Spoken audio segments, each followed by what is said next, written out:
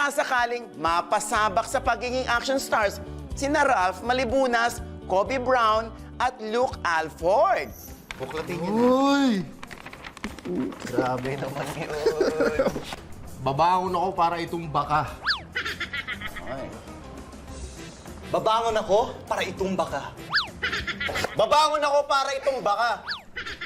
Kaya naman, para masanay kayo sa buhay na maaksyon, isang maaksyong relay ang una niyong pagdadaanan, guys.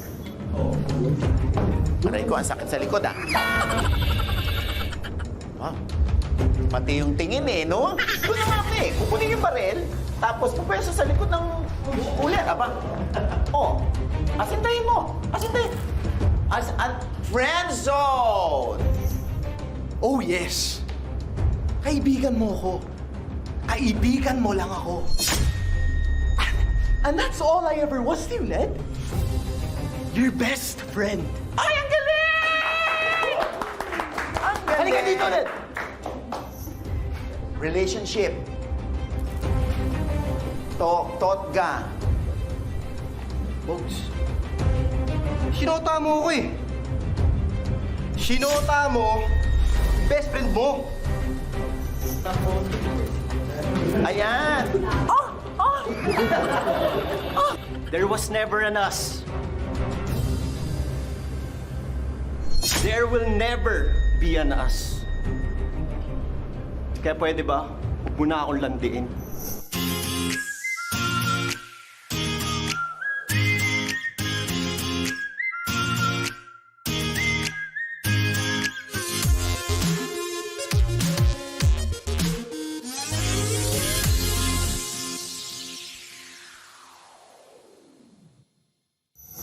Dito sa rating room, bukod sa one-on-one chikahan, kailangan ding i-rate ng ating mga action stars ang kanilang grupo.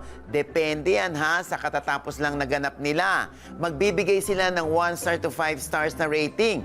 Pero hindi nila ito pwedeng pag-usapan ha? At sa dulo na lang sila magkakagulatan kung astig nga ba ang ratings nila para sa isa't isa.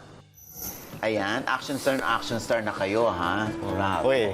Ikaw ba may mga pagkakataon nakakapanood ka pa ng mga lumang action films? Yung mga Pinoy Yes po. action films. Yes po. Actually, mahilig po ako sa mga old school na pelikula po talaga eh. Oo. Mga rom-com, mga action po na before pag sa Cinema One po, pag napapanood ko po. So, ayun po, mahilig naman po ako once nagbubukas po ng TV tapos pag ganun po yung mga palabas. Well, not action films, but yung mga teleserye po. Teleserye, Opo. Minsan nakita ko yung mga clips sa my Facebook, sa YouTube. Ironheart, Batang Quiapo, ano pa. When FPJ, Ang Provinciano was out, I used to watch that every now and then po. There's this one movie that I really like. Si Ann Curtis, yung bida. Tapos si Brandon Vera. Pero nakalimutan ko yung name. Pero that's one of my favorites also.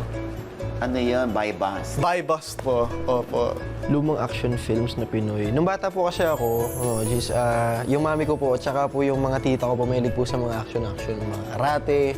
Pero pag sa Pilipino po, kina PJ, mga ganyan po. So parang ako po nung bata ako, napapanood ko po siya sa TV, tapos naiinganyo ako kasi nga, parang suntukan, ganyan. Bata ka po kasi. So opo, nakapanood naman. Ano yung line na pinaka nahirapan kang sabihin bilang action star? Yung kaibigan mo lang ako po. Kasi Kaibigan para mo I lang was trying to do it seriously, but in my head, like I was still like kind of laughing a bit. But opo, yeah. Pero mahusay naman ang Tagalog mo. Salamat po. In fairness, tsaka yung feelings mo kanina, yung, Salamat po. yung acting mo, nakikita ko, nararamdaman kita. Siguro po dun po sa linya po ni Miss Sarah Geronimo.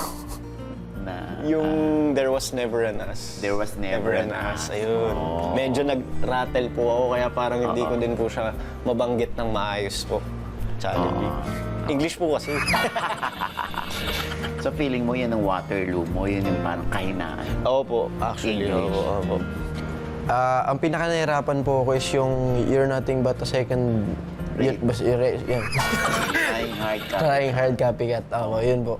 Kasi parang natry ko po yan dati nagla-live po ako sa isang platform po. Tapos pinapagawa po sa kanya ng mga fans. Di ko po parang English kasi po eh. English kasi po parang nabubulol po ako nung ano. Kaya po nagka-practice na ako mag-English po. So para, ayun po. Sa tingin mo ba, bagay sa yung mga ganitong klaseng roles, yung bidang action star? Bidang action star. Kung mabibigyan po ako ng chance, oo naman po, syempre. And, opo, bagay po, pero para po sa akin, mas bagay po sa akin yung kontrabida na action star. Parang mas nakikita ko po yung sarili ko sa ganun. Oo. Bakit hindi ka ba mukhang bidahin? Mas, hindi naman po. Mas ano lang po ako, mas parang mas comfort Komportable zone ka. ko po talaga yung pagka kontrabida. Oo. Opo, actually, gusto ko magkaroon ng action series po or action Really? movie one day. I mean, I hope I can because it looks so fun. It looks so fun to do, especially we did a series before po. Well, hindi naman sobrang action.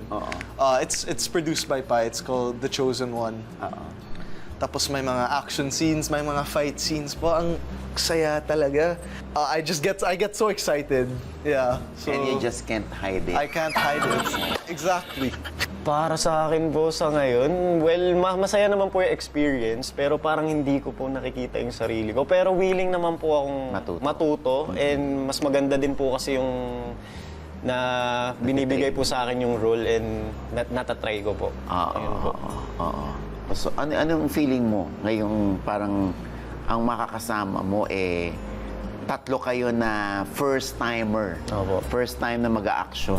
Opo. Masaya po kasi lalo na kilala ko po sila and nakatrabaho ko naman po sila sa ibang project po. Kaya masaya po ako na sila po yung nakasama ko po. Parang first time nga po namin, so masaya pong experience yun na same po kami ng pagdadaanan. I mean, it makes it less, parang less nervous po ako. Because Dahil we're all pare-pareho lang going kayo. through this together. And, ayun, si Ralph at si Luke po, sila ang parang two of the closest people that I know in this industry. Oh, at least. To me po. Pasok sa banga. Opo. Ako po, ang feel ko po na natutuwa po ako syempre kasi mas nakapag-explore po kami ng ibang ginagawa po, ibang genre. Kasi po lagi po kasi kami kasama po namin sila si Kobe, lagi po kami drama dati. So, Cute.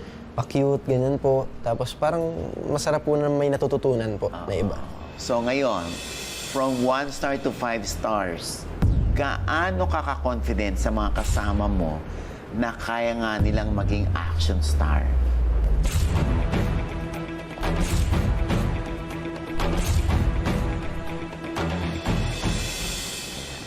Three stars. Bakit 3 stars?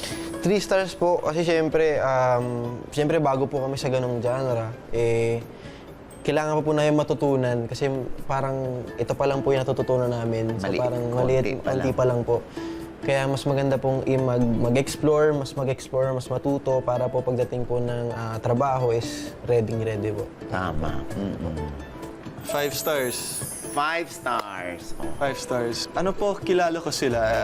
I know that they never give up. Binibigay talaga sila ng best. Best nila. Opo. Like, in everything they do, especially nung nag-work kami sa Teen Clash po, I always see na they're always prepared, they're always ready on set, and they're willing to learn. Hindi sila, mayabang or they don't Pabida. they're not like that po. So, opo. 5 stars. 5 star. Bakit 5 Opo. stars? Ayun po, nung sa umpisa po, nakita ko naman po na sobrang willing po talaga nilang gawin. And ayun, masaya lang po din sila and ginawa naman din po nila yung best po nila habang dinideliver po yung mga lines. And may mga kanya-kanya din po talagang style kung paano po nila i-deliver yung mga lines. Kaya para sa akin, and more training po siguro kung mangyari po yun, mas kaya po yun. So, eto na nga. Kung sakasakaling mapasabak sa forma at galawang action star ang ating mga bida na sina Raph, Kobe at Luke, kahit medyo hirap sa linyahan, palaban naman pala sila at determinado na ma-achieve ang pormahan ng isang action star.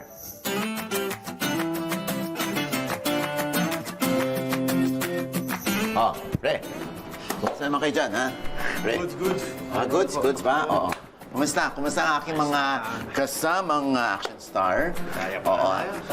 Kaya pa. Oo. Kanina, umasta kayo bilang mga bida at nagampanan nyo naman ng maayos yon, ha? In fairness. Pero sa mga action films, ha? Ang isa pang tumatak sa isip ng mga tao ay ang kontrabida. Kaya naman dito sa pangalawang ganap, kayo ay gaganap na bilang mga kontrabida na nanggigigil, rumesbak. Ganon. Ha? Kaya naman isipin nyo na kung paano umasta at pumorma ang mga kontrabida sa mga classic action films. Meron na kayo idea? Ano ba yung mga naisip nyo kapag kontrabida? Ako po para po sa akin si Christopher De Leon sa Batang Quiapo. Oo. Si Martin. Oo, ikaw naman. Siguro po si Jake Wayne ka na lang. Jake Wayne. Magaling din po siyang kontrabida. Oo, ikaw naman. May idol ka bang kontrabida? I've been watching the Ironheart po. Ironheart. Jake. Si Jake. So si Jake. Oo. In fairness, ha? Mahuhusay ang mga pinili ninyo. Pero, naghanda kami ng mga gamit dito na makakatulong para maramdaman nyo talaga yung pagiging isang kontrabida. At isuot nyo muna ang ibibigay ko sa inyo.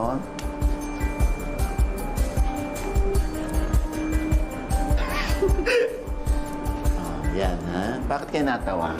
Ang mga bigote. Okay, ngayon nakadikit na ang mga bigote at balbas ninyo. Siyempre, ang isa pang tumatatak sa pagiging kontrabida ay ang kanilang mataginting na halakak o tawa.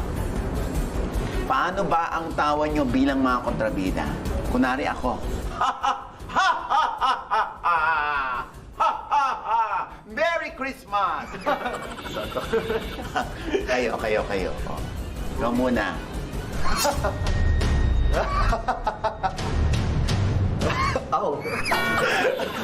Bakit yung chan? Bakit ka? Ayan. O, ikaw naman. Ayan. Oh, magaling, ha? Ikaw naman, Luke.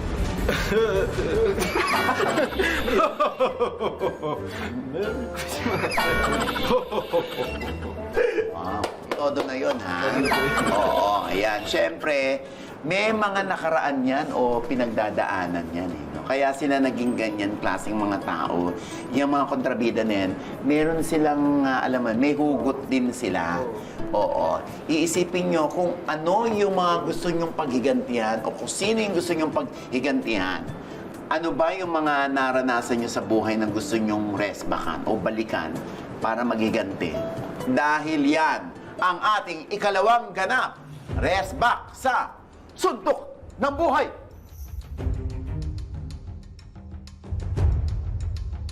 Ayan, nakikita nyo ito. Nakikita nyo to. Praise God, nakakakita na sila. Ayan, syempre, iba-iba. Ito yung mga suntok ng buhay natin. Kumbaga sa pag-acting, hugot natin yan sa buhay.